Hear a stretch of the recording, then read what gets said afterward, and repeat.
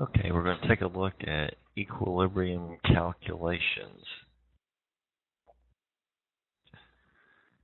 So, reversible reactions are your equilibria. That means the reactants can form products, but the products can actually form the reactants as well. So they occur in either direction. Symbolically, we can say that some reactant A plus some reactant B form some product C and D. But the reverse is also true. C and D could react to form A and B. That's why you see these double arrows here in the middle. So a chemical equilibrium is a reversible reaction where the forward rate is equal to the reverse rate. So that is, the reaction never stops, but the concentrations no longer change once that equilibrium has been reached. So how do we calculate what the equilibrium would be? So we need an equilibrium constant. We'll be able to write that expression. So the same reaction that A plus B forms C and D. In this case, we define a constant, Kc, where we put the product concentrations divided by the reactants. That's valid for all reactions, but see, we got the products on the top. They're raised to their exponents, where the smaller letters are the stoichiometric coefficients. The larger letters are the reactants and products. And you can see the reactants from the bottom raised to the little a and little b power, because those are the stoichiometric coefficients on the reactant side. And all these concentrations are, of course, in moles per liter. Now, if we're not at equilibrium, we can define something called the reaction quotient. It has a symbol of Q. And what that means is it has the same form as Kc, but it's not inputting concentrations that are at equilibrium. The Kc has to have equilibrium concentrations. Q can have whatever your concentrations happen to be. So we're not necessarily at equilibrium values here. The Q is going to tell you which way the equilibrium will shift it. So for a generic reaction, again, the same generic reaction, A and B going to form C and D, the Q has the exact same functional form as the Kc did, except those concentrations are not necessarily equilibrium values.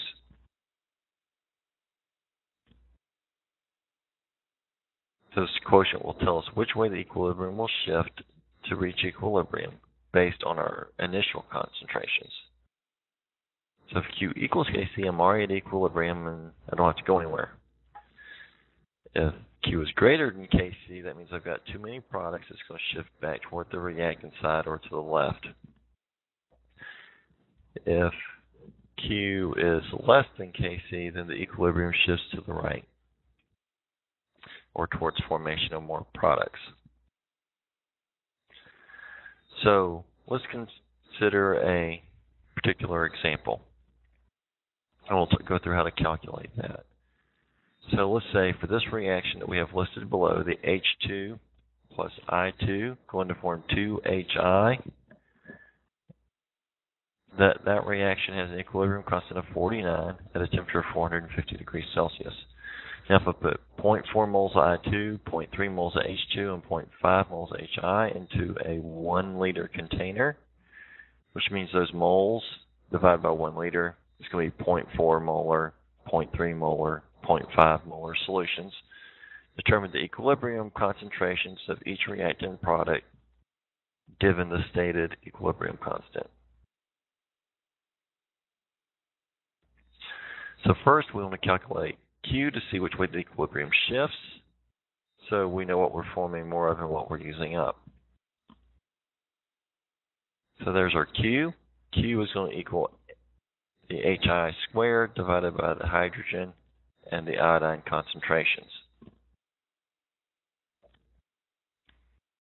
If we plug in our initial amounts, we find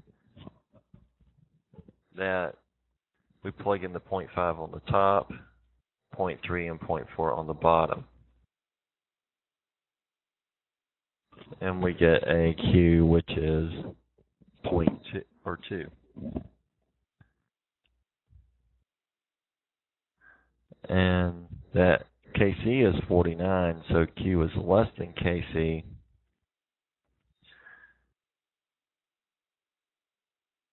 Therefore, the equilibrium will shift towards the right or the product side.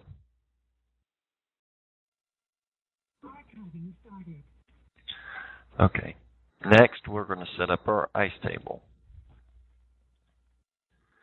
The ICE table stands for initial change in equilibrium concentrations. So our initial concentrations are 0.3, 0.4, 0.5 like we stated before. Now since I'm forming more products and I don't know how much they change, I'm going to assign the molarity change a value of x. So x minus x minus x, but since there's a coefficient of 2 right there, it's plus 2x. So my equilibrium concentrations expressed as an algebraic equation is 0.3 minus x, 0.4 minus x, and 0.50 plus 2x. Now the Kc is the same functional form as the Q that we stated before, the HI squared divided by the H2 and the I2. And we're just going to plug in that algebra. And so we've got all of that. We got the 0.5 plus 2x, and since there's a 2 coefficient, it's going to be squared. 0.3 minus x, 0.4 minus x.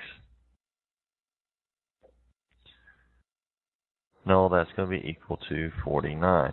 So now that I have that, I can just algebraically solve for x, and I'll get my concentrations.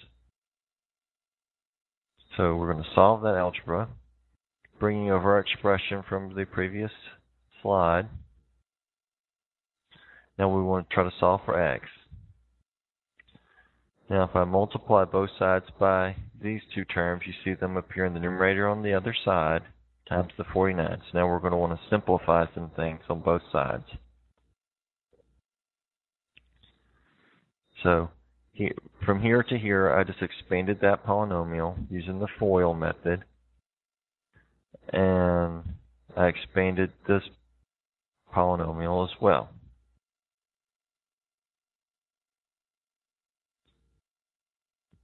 Here I distributed my 49 through the parentheses, and that's what I got. And now we need to combine like terms. Combining like terms, I get 45x squared minus 36.3x plus 6.13 equals 0. That gives me a functional form to where I can solve a quadratic equation. Now carrying over my quadratic from the previous slide, I want to solve the quadratic equation. Where remember, this 45 is my A, that negative 33.6.3 is my B, and 6.13 is my C. Plug it into those values in the quadratic equation. I'm going to get something that looks like this. There's my B value here and here that I've plugged in. There's my A value that I've plugged in those two places, and my B value. What I'm going to do is I'm going to combine all that and simplify. So what I get is x is 36.3 plus or minus 14.6 divided by 90. So depending on whether you take plus or minus, you can get two possible values of x, which will be 5.66 or 0.241. So looking at this, the 0.5 number doesn't make sense because I would get negative concentration, so I'm going to use the 0.241. And then what I'm going to do is plug 0.241 in for x in each of these expressions and solve for the equilibrium concentration. So we've got 0.3 minus 0.241 is 0.06 molar. For the iodine, we got 0.4 minus 0.241 is 0.15 molar, and 0.5 plus 2 times 0.241 is 0.98 molar. And so those would be the equilibrium concentrations of each substance in the particular process at equilibrium. And so this has been a short tutorial on how to do equilibrium calculations.